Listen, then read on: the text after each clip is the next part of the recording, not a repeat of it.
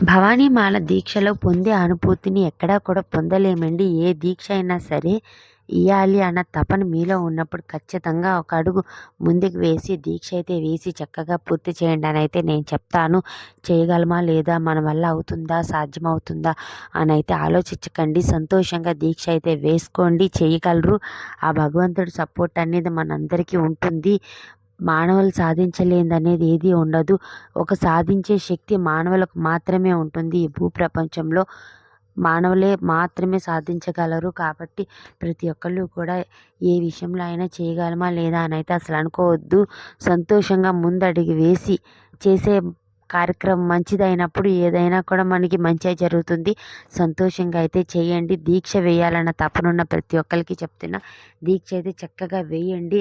తెలిసిన గురువుల దగ్గరికి వెళ్ళి పాటించాల్సిన నియమాలను తెలుసుకొని చక్కగా చేసుకోండి. అనుకున్న పనులు కూడా చక్కగా జరుగుతాయి. దీక్షలో కన్యస్వామికి ఎంతో పట్టు ఉంటుంది. ఖచ్చితంగా జరుగుతాయి.